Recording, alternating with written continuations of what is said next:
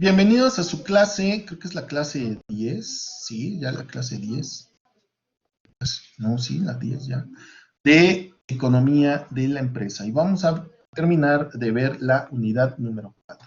Recordando lo que nos quedamos en el capítulo anterior, previously, con economía de la empresa, que fue revisar los temas de los impuestos, donde vemos que los impuestos sirven para poder financiar la producción de bienes y servicios públicos, de infraestructura y el salario de los trabajadores. Hay dos tipos de impuestos, impuestos directos e impuestos indirectos.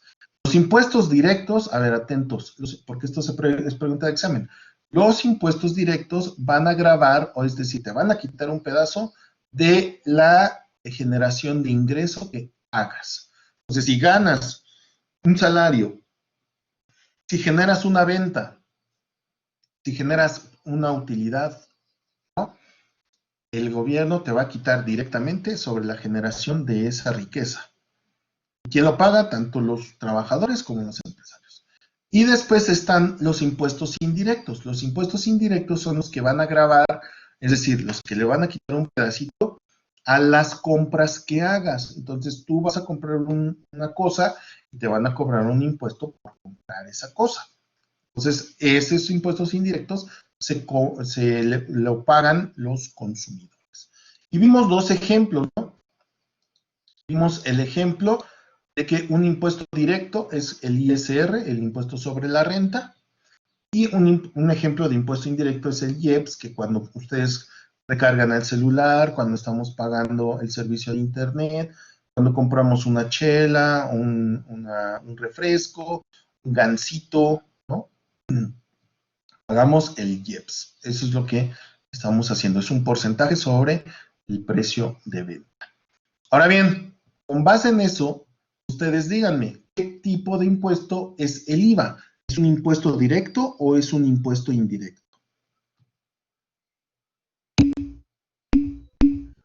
Ah, muy bien, se está poniendo atención, excelente. Perfecto, es correcto. Todos los que me están poniendo que es un impuesto indirecto, efectivamente el IVA es un impuesto indirecto, porque lo tienen que pagar todos los mexicanos. Eso es una regla. Mexicanos o residentes, en términos generales. Porque si viene un extranjero y compra cosas aquí y lo factura, al término cuando se vaya, le tienen que regresar el IVA. ¿Sí? Lo tienen que, igual ustedes cuando vayan a otros países y les cobren impuestos indirectos, tienen que facturar todo para que al final hagan su devolución de impuestos. ¿Sí?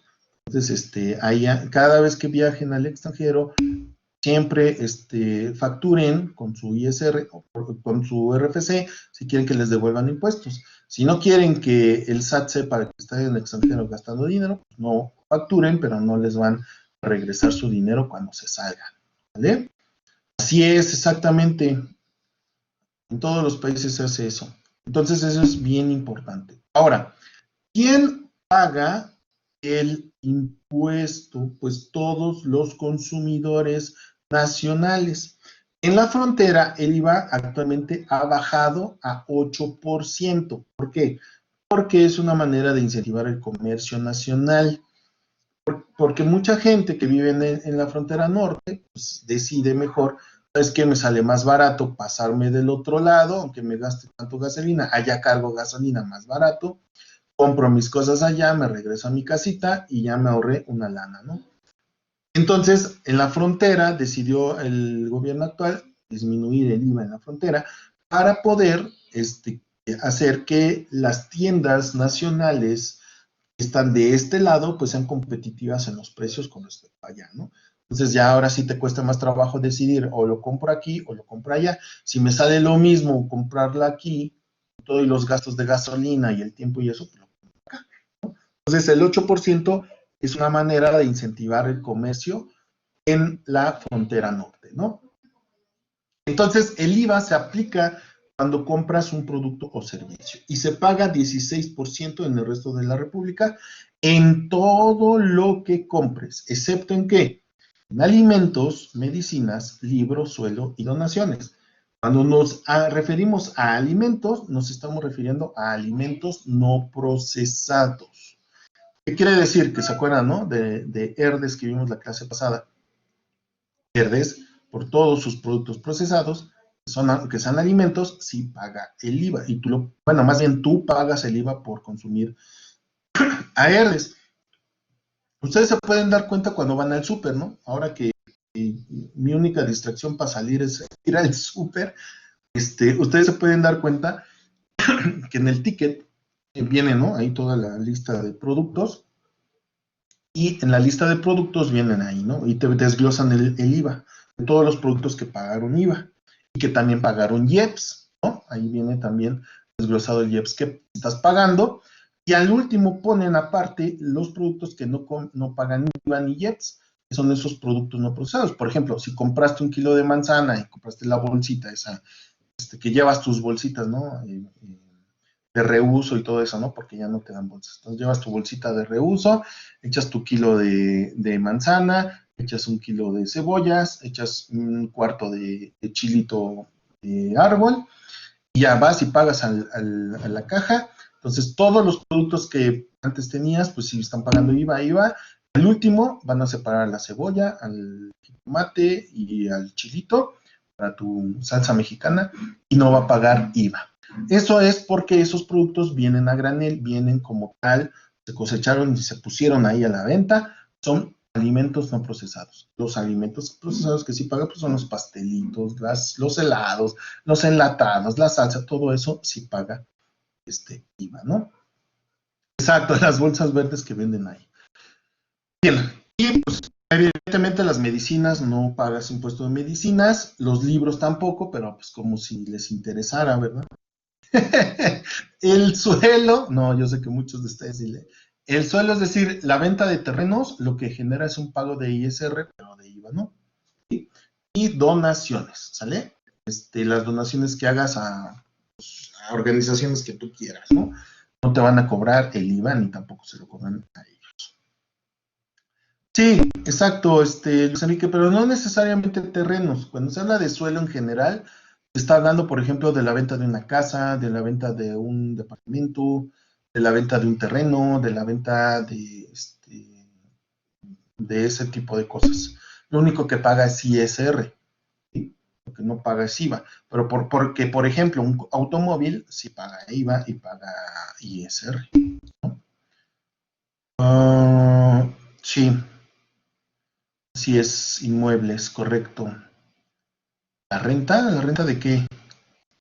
Ah, sí, claro, Abraham. No, la renta, si tú rentas algo, un departamento, algo, no paga IVA, pero paga ISR, ¿sí?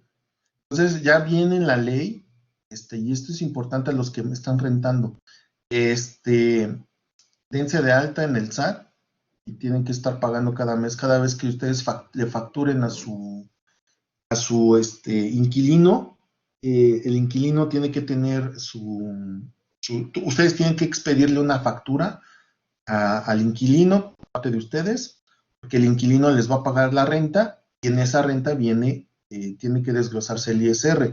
Ustedes tienen que declarar con base en esa factura que emitieron, el ISR mensual, que depende del ingreso, ¿no? Como ya lo vimos, depende de cuánto cobras, es lo que vas a pagar de ISR. Ahora, ¿por qué es importante ya actualmente estar facturándole a tus inquilinos?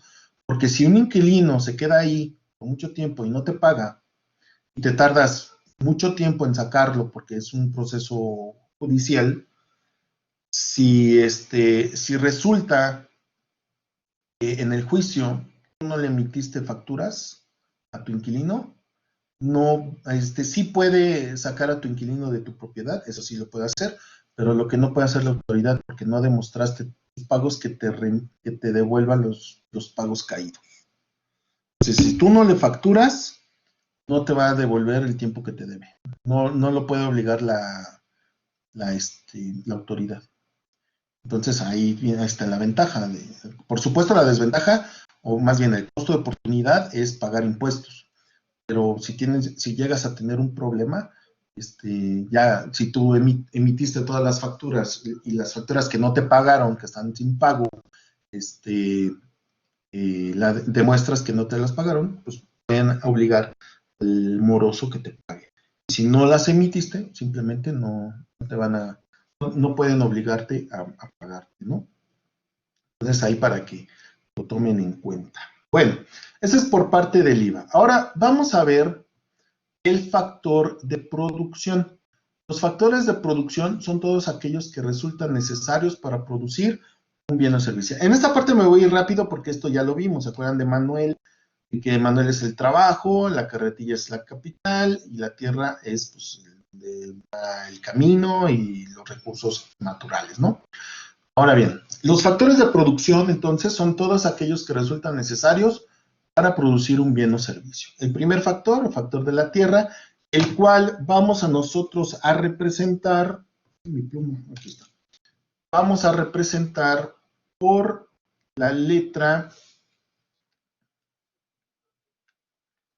el factor de la tierra, lo vamos a representar por la letra T, ¿sí?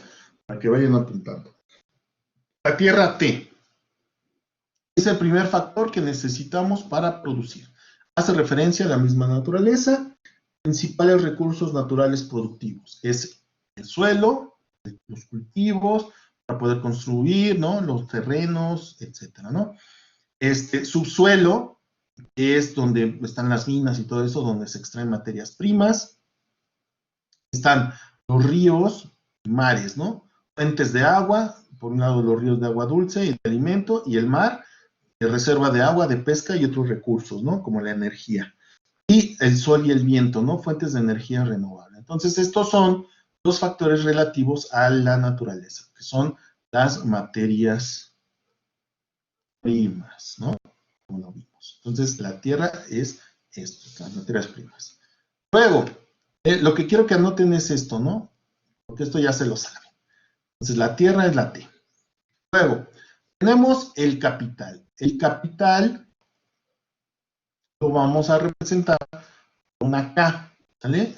El capital es todo objeto físico necesario para producir bienes y servicios, como son las fábricas, los almacenes, maquinarias, computadoras, vehículos, etcétera, ¿no? Y ya sabemos que entre mayor capital haya, por lo tanto, vamos a tener mayor productividad. La productividad y el nivel de capital que tengamos va de la mano. Por supuesto, alguien que es productivo, por supuesto que va a producir menos si tiene maquinarias lentas. Y alguien que sea bueno también en su trabajo, si tiene maquinarias más rápidas, maquinarias más eficientes, pues será más productivo, ¿no? Ustedes se pueden dar cuenta, si uno, por ejemplo, yo tengo mi máquina, mi lab, con la que estoy trabajando siempre, que le estoy dando yo las clases, pues ya tiene sus años, ¿no? Va a cumplir ahora en este Buen Fin 5 años, pero pues ya le he estado actualizando, le he estado metiendo cosas, he estado invirtiendo en mejoras de capital para poder darles una mejor clase, ¿no? He invertido también en capital, ¿no? Por ejemplo, mi tarjetita con la que estoy escribiendo ahorita, pues también es una inversión de capital para poderles a ustedes dar un mejor servicio. Entonces, esa es una inversión que se tienen que hacer las empresas para otorgar ya sea bienes o mejores servicios. Esto de la inversión es bien importante. ¿Por qué? Porque al invertir y aumentar y mejorar mi capital, a mí me permite ser más productivo. Pues ustedes se pueden dar cuenta, cuando unos profesores que no invierten en su capital, pues sus clases pueden ser un poco más difíciles o pueden ser menos dinámicas, etcétera. Y cuando inviertes en capital, inviertes en software, inviertes en tu hardware, inviertes en nuevos aditamentos que te permitan mejorar la clase, pues eres más productivo, puedes otorgar mejor tu servicio. Entonces, esa parte es bien importante realizarla, porque cuando el capital se realiza por medio de dinero, cuando tú vas a aumentar tu capital, realizas lo que se llama una inversión, ¿no? ¿El IVA entra en la compra de vehículos? Sí, Carlos, efectivamente, así es. Me parece que sí, porque se necesita un proceso de producción, sí. Ahora, entonces, el capital va a generar, entonces, el nivel de productividad, ¿no? Si tienes poco capital, pues serás poco productivo. Si tienes más capital, serás más productivo, ¿no? Y eso viene a colación con el factor productivo del trabajo, porque el trabajo también puede medirse con base en la productividad. Ya no depende tanto del capital que tengas, ¿no? Puedes tener la mejor carretilla del mundo, ¿no? Pero si tu trabajador es un flojonazo, pues no va a ser productivo ese capital. Entonces, la productividad depende de nuestro trabajo, de nuestro trabajador. Que, por ejemplo, ustedes pueden tener la MacBook Pro, ¿no? La MacBook de última generación, ¿no? Esa que vale como 45,000 pesos y pues me entregan tarde la tarea, no la hacen bien, no la utilizan para trabajar, les cuesta trabajo usarla, o solamente la sacan en los Starbucks para estar ahí posteando cosas en el Instagram o jugando el Fortnite, pues no es nada productivo, ¿no? Pero si tú tienes algo que te permite ser productivo y lo aprovechas, pues serás aún más productivo, ¿no? Entonces ahí es, este trabajo va a utilizar el nivel de capital, va a utilizar las cantidades de tierra para poder producir esos bienes y servicios. Y la productividad de un trabajador se mide por la cantidad de bienes y servicios que es capaz de producir en un día. ¿De acuerdo? Bueno, esto ya lo habíamos visto anteriormente, es solamente un repaso más a fondo sobre el trabajo. Ahora, viene lo importante. Los ingresos que se van a generar por el uso y prestación de los factores productivos van a venir procedentes de cada uno de los factores que vamos a revisar. Por lo pronto, de la tierra, su remuneración, ¿no? Que así también le podemos llamar a ese ingreso, su remuneración se le va a llamar la renta. ¿Sí? La renta es lo que se va a obtener por el aprovechamiento de la tierra. Entonces, la tierra va a generar una cosa que se llama renta. Bueno, ¿la renta de qué tipo puede ser? Son tres tipos. Es el usufructo, el alquiler y los derechos y aprovechamientos. ¿Qué es un usufructo? Es, si yo soy dueño de un terreno y yo siembro en ese terreno, y genero puede ser flores, ¿no? Pueden ser rosas, pueden ser flores, pueden ser alimentos, pueden ser magueyes para el pulque, pueden ser ¿cómo se llama cuando es en tequila? Ya se me fue el nombre.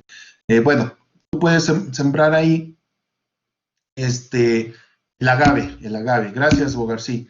El agave, tú puedes sembrar agave, puedes producir de ahí. Entonces, lo que estás generando se le llama usufructo, porque estás obteniendo un beneficio económico de esa tierra, ¿no? Ahora, si tú no eres dueño de esa tierra, o más bien, bueno, si tú no eres dueño de una tierra, puedes alquilarla para poder utilizar esa tierra como a ti te parezca. Entonces, tú estás pagando un alquiler. Pero si tú eres dueño y se la alquilas a alguien, es decir, se la rentas a alguien, te va a pagar un alquiler, ¿no? Y el tercero es, no necesariamente eres dueño de eso, sino alguien más es dueño. Ese alguien más, pues no lo vas a utilizar para que sea tuyo, ¿no? Por un tiempo determinado, a diferencia del alquiler, ¿no? Por ejemplo, tú vas a rentar ese terreno para que sea tuyo, entre comillas, por un tiempo determinado que estés pagando el alquiler. Ahora, eso no se puede hacer, por ejemplo, cuando tú te dedicas al ecoturismo. Saben que el ecoturismo es que te vas con tours, ¿no? Así con pura ¿cómo se llama? Puro entretenimiento natural, puras actividades que tienen que ver con la naturaleza, te vas a las selvas, a las junglas, a las islas, a acampar y haces esto y actividades de ahí a otro y no sé qué, ¿no?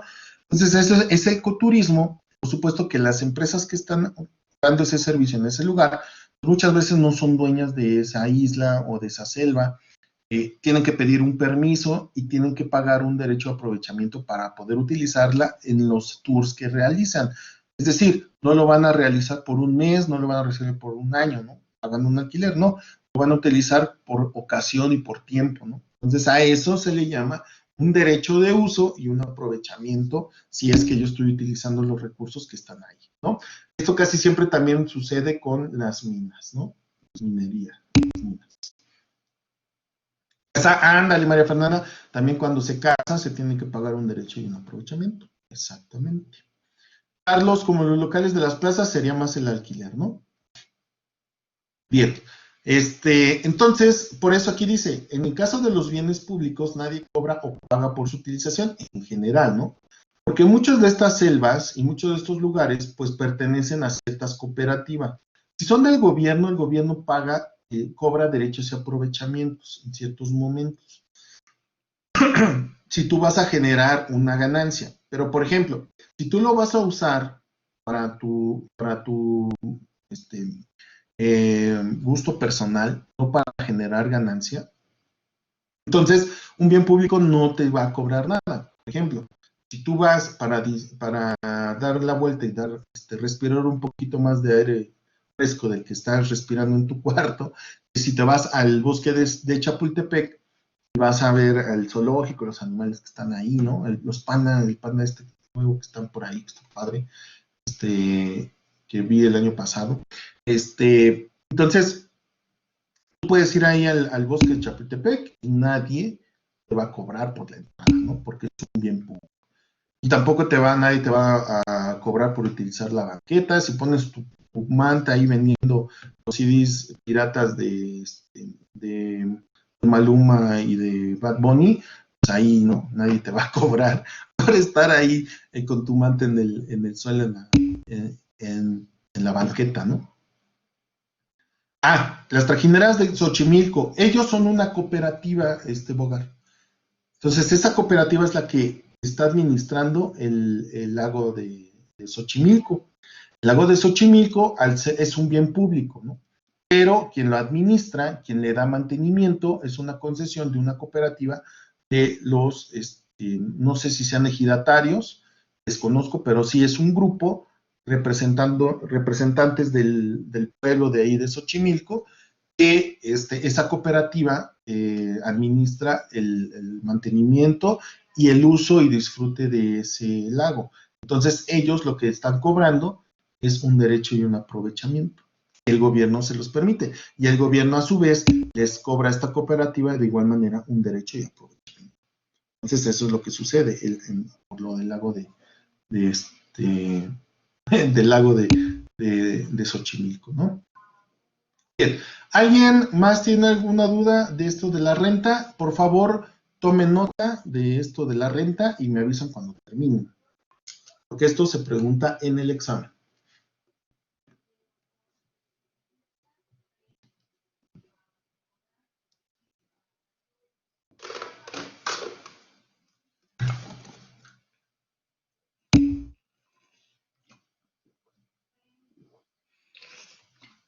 Repito, tomen nota de esto de la renta, porque eso lo voy a preguntar en el examen.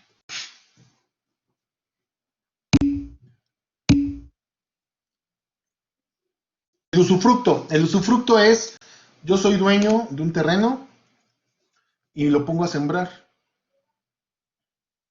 Puedo sembrar ahí hojitas de las coquetas, ¿no? Que estoy hablando de la menta, de té de limón y esas, ¿no? Y pues las puedo vender, ¿no? Entonces estoy generando un usufructo de esa tierra, una ganancia. Ándale, té de ruda, ¿no? En otro grupo me decía una compañera, profe, yo le vendo mota, ¿no? Y yo era qué, que me vio cara de que, ok, yo creo que sí, ¿verdad? Si les contara de mis tiempos de universitario, ¿no? No lo haré. Ok, ¿ya? ¿Tomaron nota? Muy bien. Siguiente.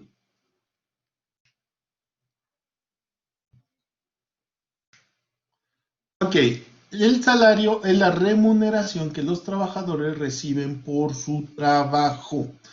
Cuando tenemos un trabajador, Tenemos un trabajador que va a prestarle su trabajo a las empresas o él mismo trabaja en su propia empresa a generar lo que se llama salario. Es una remuneración que está en principio en función con la productividad. Es decir, le vas a pagar a un trabajador dependiendo de la productividad. Si es productivo, le vas a tener que pagar más. Si es poco productivo, le tendrías que pagar menos. Pero bueno, eso ya sabemos que en la realidad no sucede, ¿no? Pero debería de ser así. Y para evitar abusos de explotación, el gobierno establece un salario mínimo. El salario mínimo es necesario, ¿por qué? Porque, fíjense, acabo yo de ver un artículo que publicaron, no traigo bien el dato, pero ya se me olvidó quién lo publicó, fíjense, qué memoria tengo, pero lo que están mencionando en esa publicación es lo siguiente, ¿no? Supongamos que esta línea roja es mi salario. Por cierto, el salario se menciona con la letra W menor, la W chica, ¿no? Entonces, el salario más o menos se ha comportado de esta manera, ¿no? Ha ido creciendo y medio se estanca, pero bueno. Y resulta que en ese estudio se analizó que el salario se iba al principio con respecto a la productividad, la azul es la productividad. Y entonces hay un punto de quiebre donde la productividad ha estado aumentando.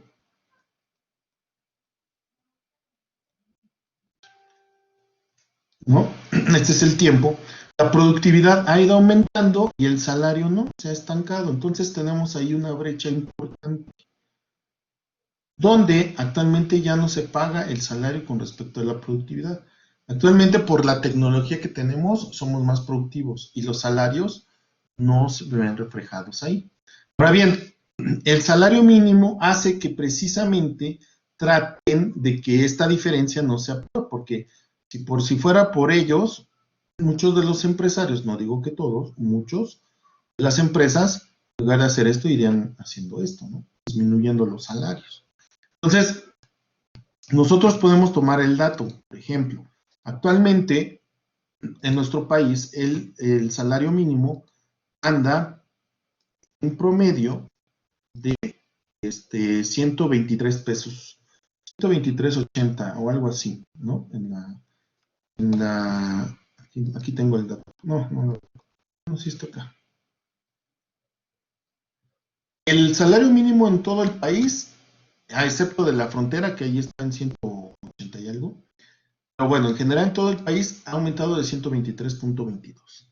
Y les comentaba a sus compañeros, fíjense esta gráfica que tenemos aquí. Fíjense, el salario actualmente es 123.22, ¿no? En la frontera está en 180 y algo. Fíjense, aquí tengo yo la imagen, ¿no? Reveladora. Fíjense, hace solamente 2 años, 2018, el salario estaba en 88 pesos. Nada más hace 2 años, el salario mínimo. Y en el 2012 estaba bajo a 59 pesos, estaba en 60 pesos. Imagínense que en 6 años, hasta el 2018, solamente subió 22 pesos, de 60 a 22. ¿Y cuánto subió la inflación? ¿Cuánto subieron los precios? Etcétera, ¿no? Y de este año, ¿no? Del 2018, el 1 de enero del 2019, se sube inmediatamente 12 pesos, 14 pesos, y luego se aumentó a los 123 pesos. Se aumentó más o menos como 35 pesos el salario mínimo. Ese salario mínimo que no había aumentado 35 pesos desde el 2010 hasta el 2018, no más antes, yo creo que como desde 2000 no subía el salario en 18 años lo que subió en 2, ¿no? Ahora, ¿qué es eso? ¿Cuánto es 123 pesos con 22 centavos? Son al mes 3,696. Dejémoslo en 3,700 pesos. Ahora bien, mucha gente se escuda y dice, es que no es cierto, ¿no? Nadie gana el salario mínimo. Bueno, déjenme informarles, están muy mal informados. Yo, cuando trabajaba en la Secretaría de Comunicaciones, y de hecho, las personas, es por eso que también, pues cuando regresemos a clase, vean a las personas que están haciendo el aseo en la universidad y que traen una bata, ¿no? De la empresa en la que trabajan. Bueno, esas empresas no pertenecen ni a la universidad, no pertenecen ni a las secretarías ni nada. Yo se lo digo por experiencia. Resulta que estas personas trabajan a una empresa que contrata a la universidad, ¿no? Para que realice las actividades de limpieza. Bueno, no tiene nada que ver la universidad, porque la universidad le paga a esta empresa y ya, ¿no? No se hace responsable de esos trabajadores. Pero esos trabajadores sí ganan el salario. Y yo lo sé porque donde yo trabajaba, pues sí nos decían, no, es que yo nada más gano el mínimo. Y si quiero ganar 2 salarios mínimos, tengo que doblar el turno, porque los turnos son de 6 horas. Entonces, por 6 horas te pagan un día de salario mínimo, ¿no? Porque te dan tus 2 horas de comida y ya, son las 8 horas. Y son 2 turnos de 6 horas. Entras a las 7 de la mañana, unos salían a las 3 de la tarde, y a las 3 de la tarde entraban otros 6 horas, entonces salían a las 10 de la noche. Eran 2 turnos, entonces había gente bueno, la chica que hacía ahí la limpieza en el piso donde yo estaba, nos contaba, ¿no? Que era aparte madre soltera, ¿verdad? Clásico, que ella tenía que doblar el turno para poder generar 2 salarios mínimos, y yo les estoy hablando del año 2010, 2011 más o menos. Entonces ahí ganaban 100 pesos el día, me decía. Es que yo gano 100 al día por los 2 turnos, era el mínimo, ¿no? Entonces imagínense, tú ganas 100 pesos al día, lo multiplicas por los 28, ¿no? Que ni siquiera son 30, te pagan 28 días, cada quincena, ganaba 2,800 pesos. Y vivía en Ecatepec y tenía que trasladarse hasta Barranca del Muerto. Imagínense, ¿no? Se gastaba de pasajes y con 2,800 en la bolsa. Entonces, pues ya nosotros le echábamos la mano, ¿no? Oye, pues si cuando me limpiaba la oficina, pues ya le daba sus 20 pesos, que eran 2, 3 veces a la semana, pues ya eran como 60 pesos. Luego, cuando a fines de año, pues le dábamos, ¿no? Sus 100 pesitos, 200 pesitos, entre varios, ¿no? Los que estábamos ahí, pues ya le ayudábamos, ¿no? Porque sí nos daba cosa. Nos contaba y pues dices, ay, no manches. Y sí hay gente que gana eso, que actualmente con el salario mínimo, es el actual, 3,400 pesos, ¿qué te alcanza? Con los puros, bueno, entonces sí hay. Entonces, quien te diga que no es cierto, pues es que no conoce, no tiene la experiencia, ¿no? Sí hay gente, y esa gente es la que no estudió, la que pues con trabajos tiene la primaria, secundaria, le queda un trabajo de limpieza, de estos que contratan así al por mayor y muchos se salen porque no aguantan, y pues es un trabajo súper elástico, ¿no? Porque hay mucha gente que requiere de ese trabajo y pues dan esa parte, ¿no? Sí es muy poquito lo que les pagan, y sí hay gente que gana eso, ¿no?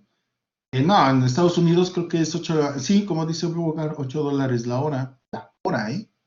La hora, exactamente. Un ingeniero en Estados Unidos gana más que un ingeniero, sí, pues sí. Claro, pero por supuesto hay que comparar, ¿no? El nivel de gasto que tienen en Estados Unidos, el de aquí, ¿no? Pero muchas cosas que, por ejemplo, ustedes pueden ver allá en Estados Unidos, la diferencia, la desigualdad es creo yo, un poco más fuerte que aquí en México. Porque allá ya sabemos, ¿no? Están los que ganan muy bien, los que viven así súper guau, y tenemos a la gente muy pobre, que esa gente muy pobre es la que luego no tiene chamba, y vive del cheque, y viven en situaciones precarias así horribles, ¿no? O sea, ya la desigualdad es tan grande que pues no les alcanza ni para comer, ¿no? Entonces, y trabajan y les alcanza para ciertas cosas.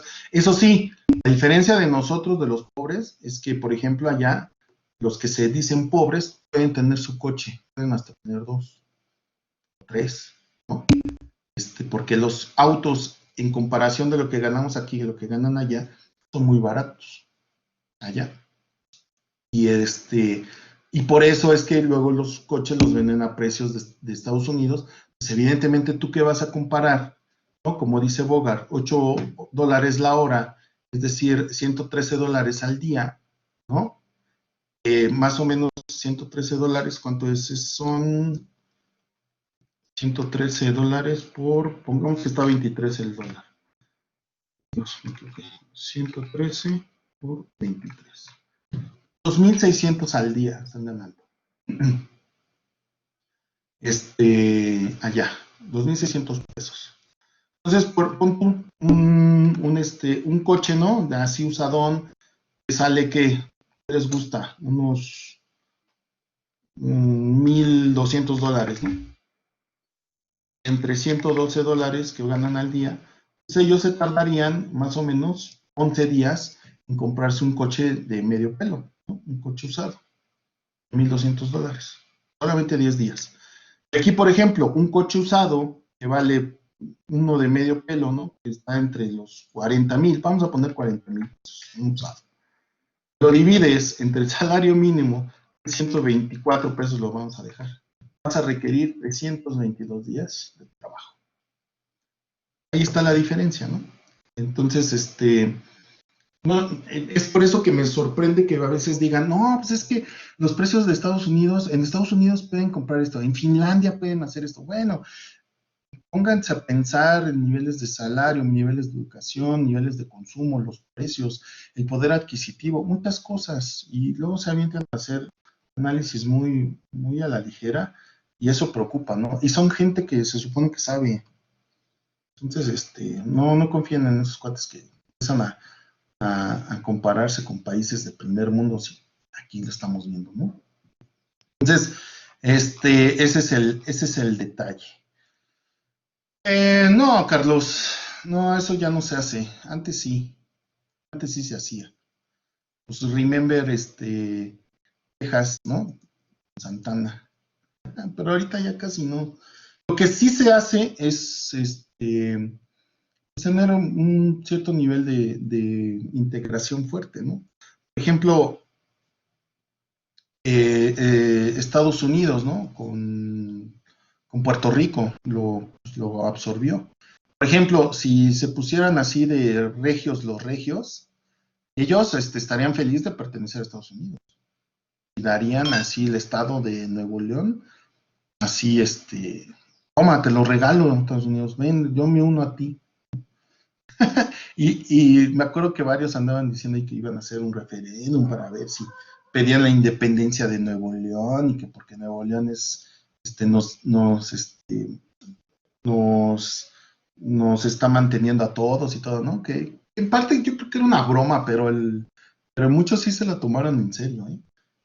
Entonces, pues eso lo pueden hacer, tú puedes adherirte a un estado si el estado quiere, ¿no? La soberanía, bien, gracias. Pero bueno, eso ya son cuestiones de geopolítica. Ahora, ¿por qué? Se preguntarán, ¿por qué el narco tiene tanto éxito? Pues aquí está la respuesta, ¿no? Si tú te dedicas a un trabajo digno, un trabajo honrado, vas a ganar 20 veces menos de lo que ganarías de vendedor de droga, ¿no? Así de fácil y así de sencillo. Porque dicen ya actualmente los chavos, ¿no? Pues no importa, yo con que sea rico unos años, si me matan, no, pero ya no quiero vivir en la miseria que vivieron mis papás, ¿no?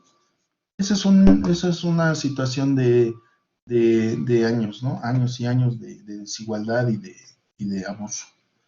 Bueno, ese ya es otra historia. Bien, ¿alguien ya tomó sus apuntes del tema del salario? ¿Sí?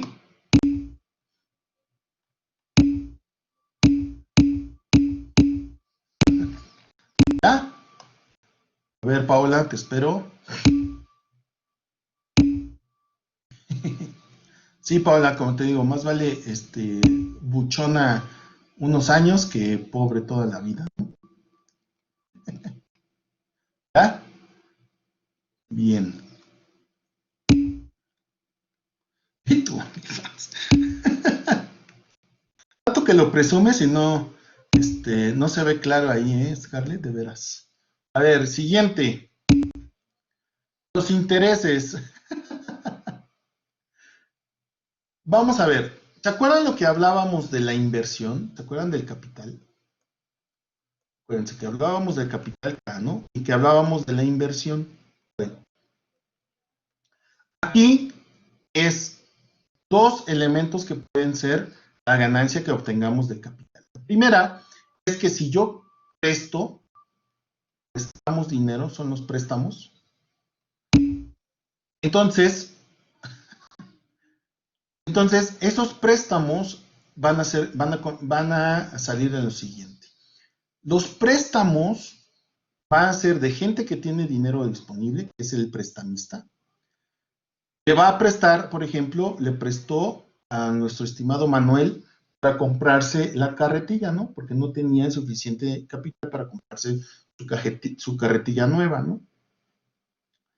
Entonces, su carretilla nueva de Manuel la tuvo que pedir prestado para comprársela. Entonces, Manuel es el prestatario, ¿sí? El prestatario es Manuel, el que pidió préstamo, ¿no? Ahora, Manuel tiene que pagarle al prestamista, le tiene que pagar el capital más los intereses, la tasa de interés, ¿no? Entonces, esa ganancia que está generando el capitalista por prestar dinero es la ganancia de tener capital. Ese es interés que le va a pagar el prestatario por haber prestadole dinero. Ese es por el lado de los préstamos, ¿no? Se van a pagar intereses. Ahora, no necesariamente Manuel se tiene que endeudar, pedir préstamo, ¿no? ¿Qué tal si invita a unos inversionistas y les dice, bueno, para yo mejorar mi carretilla, voy a pedirles a ustedes que inviertan en mi empresa. Y a cambio, yo les voy a dar unas acciones, ¿no? Unas acciones de mi OnlyFans, ¿no?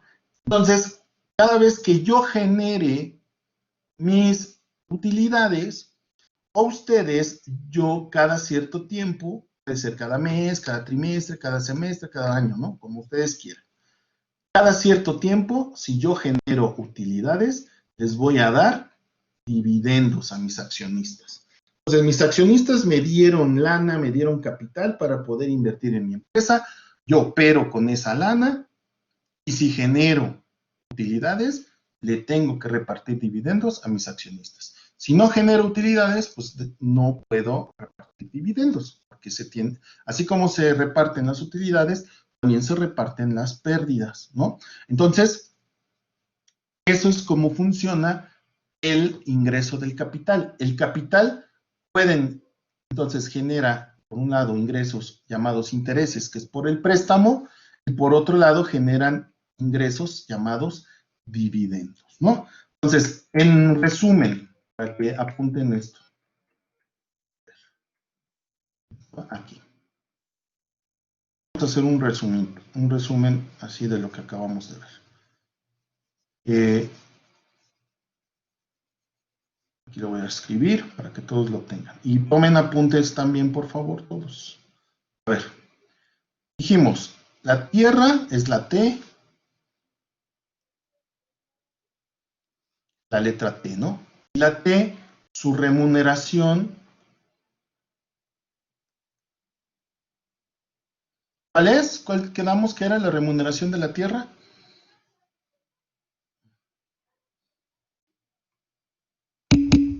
Muy bien. Ay, mira si me están poniendo atención.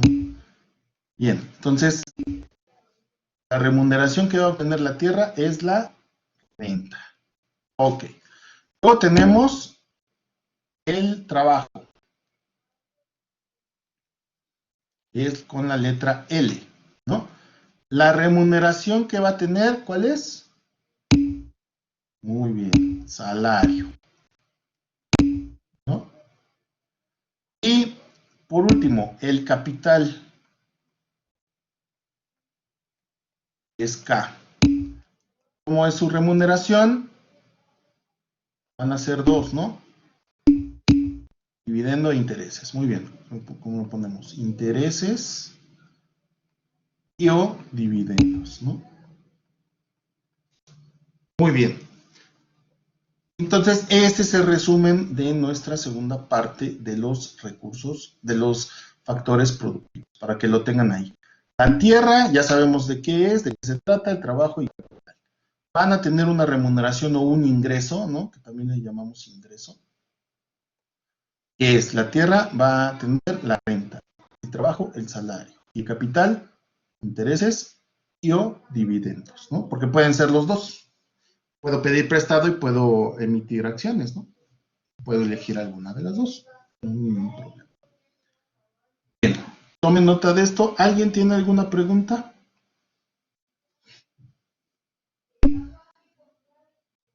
Bueno, cuando ya terminen me avisan, ¿no? Para ya ver la última parte. Ok.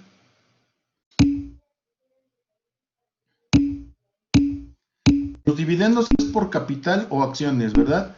Sí, claro, el capital es, acuérdate que el capital puede ser por préstamo, que es por los intereses, o por acciones, que es dividendos. El capital puede tomar esas dos formas, María Fernanda. Exacto. ¿O de qué? Sí, claro que sí, ahí voy. Aquí está, mira.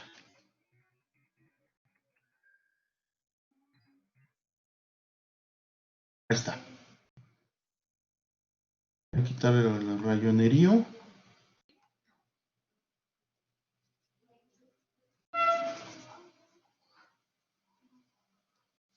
Ahí está.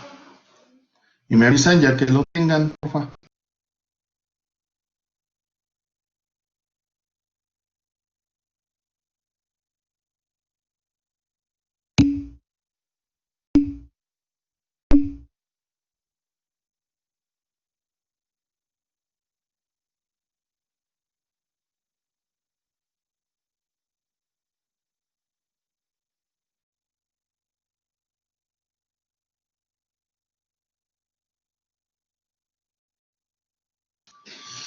Muy bien, ¿ya acabaron? Ok, perfecto. Vamos a terminar la unidad número 4 con el siguiente esquema. A este lo podemos conocer como el circuito, el ciclo. Tiene muchos nombres, luego ya ni se deciden. Pero el circuito o ciclo económico. Lo importante es que vamos a ver la relación que tienen los agentes económicos con los factores productivos y los mercados de bienes. ¿Sale? Salarios con la W. Así es, gracias, Leslie. Salario y la W. Aquí está. Ah, eso no lo puse aquí. Salario W, intereses y dividendos es el costo de capital que esté. La renta a veces es con Y, pero eso ya lo verán en macro. Cuando vean renta. Y renta se refiere a toda la ganancia, no solo de la tierra. Entonces esto lo dejamos ahí. Podría ser, pero ese ya no lo vamos a ver. Los que sí vamos a estar utilizando son estos dos. El salario, los intereses, dividendos o costo de capital, ¿no? Le podemos poner costo de capital. Para que lo complete.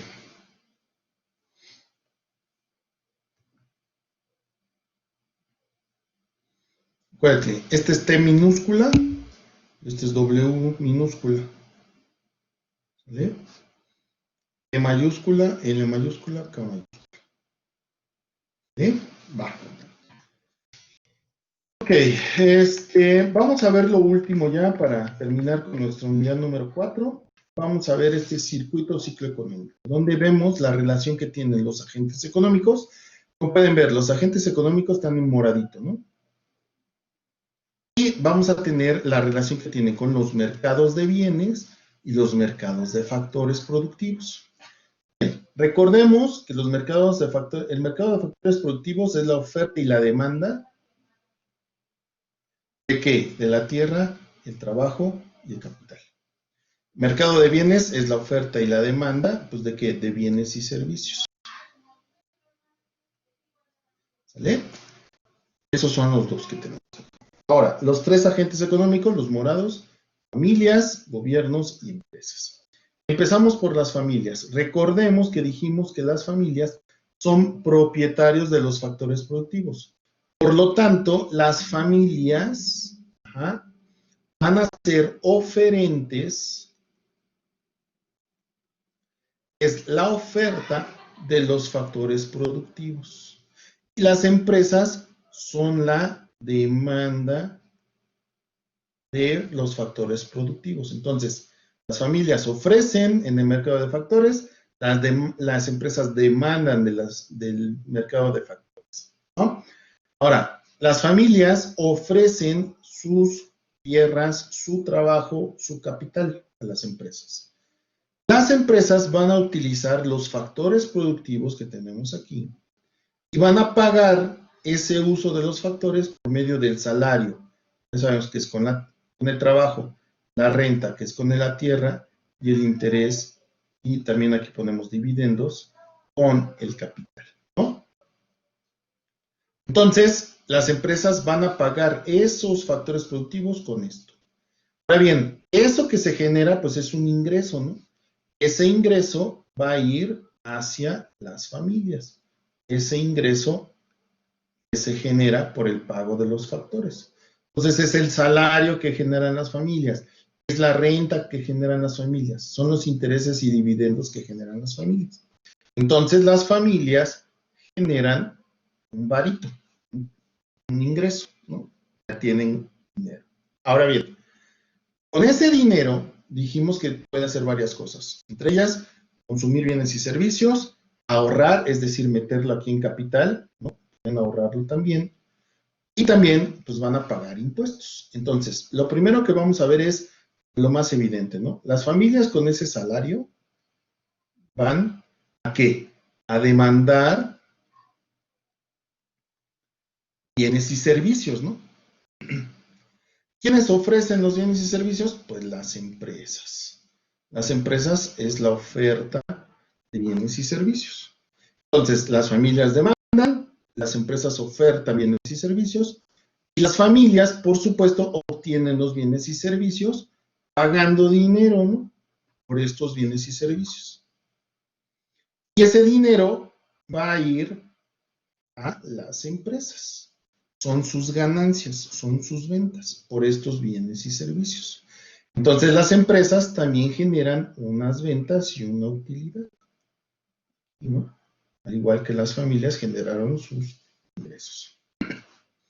Ahora, tanto las familias, ¿no?,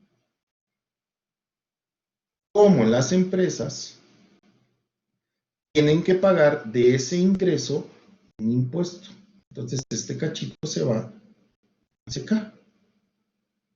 Y le van a pagar impuestos al gobierno, que aquí debería de ser gobierno, ¿no? Bueno, no gobiernos, porque también está el estatal, ¿no? Como debe de ser. Bueno. Entonces, las familias, ese cachito que generó, le paga impuestos, y ese cachito que generó, paga impuestos, ¿no? Y también paga impuestos de la venta de bienes y servicios, los indirectos, ¿no?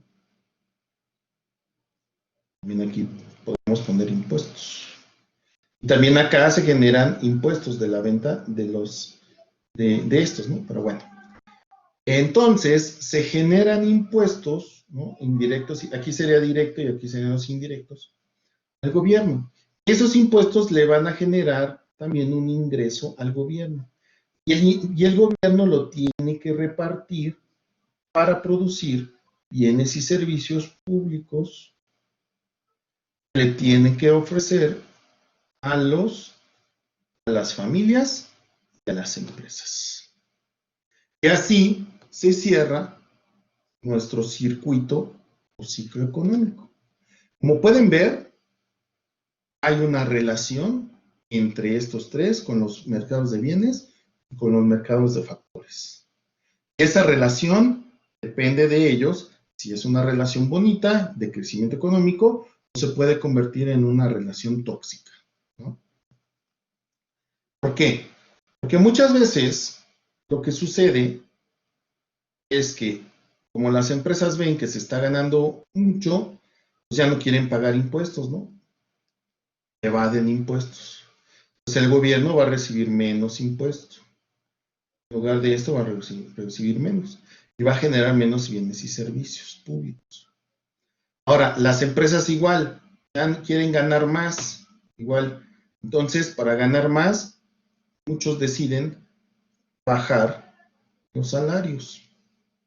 Al bajar los salarios que le pagan por el trabajo a los trabajadores, pues evidentemente el ingreso de las familias va a bajar.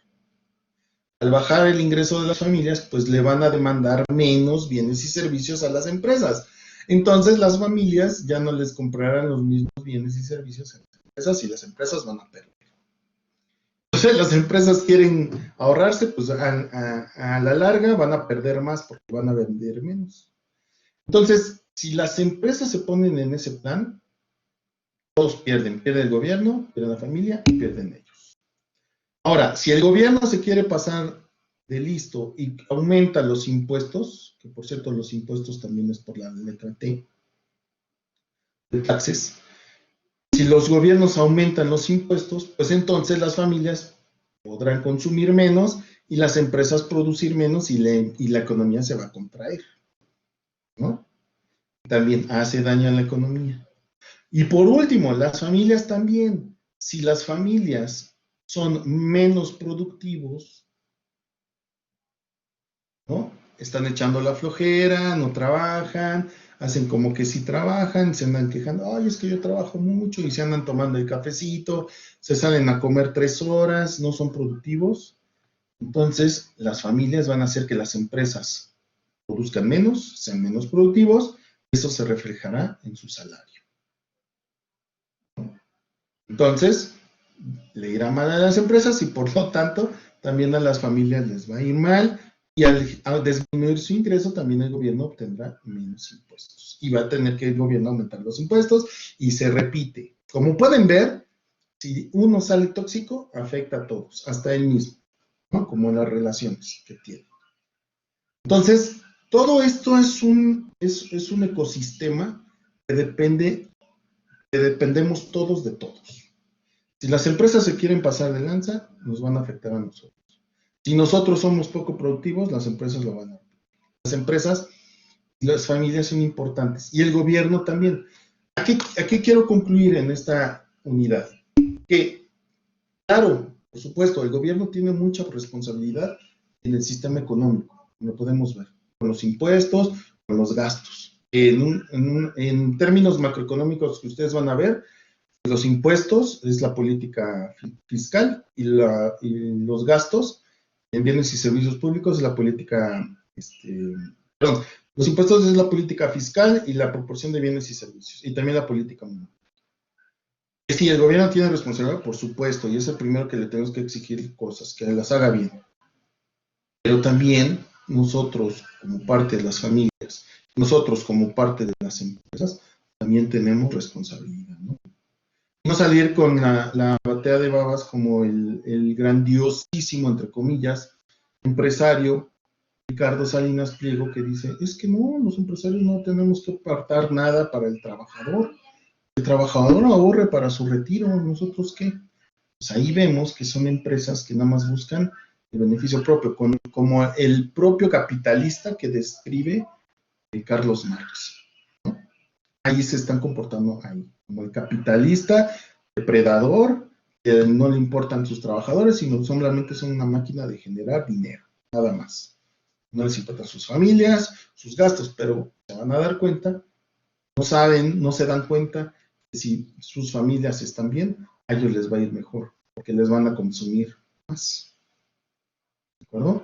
Entonces, de igual manera, si tú echas la flojera en tu trabajo, es que no me pagan lo que yo quiero, no voy a trabajar, etcétera, pues a la empresa le va a ir mal y te va a pagar menos, hasta te va a despedir. Entonces a ti también te va a afectar si no juegas bien el juego. Entonces, nosotros ponemos de nuestra parte, al gobierno no le va a quedar bien. Puedes quitar y cambiar gobiernos como tú quieras democráticamente, ¿no?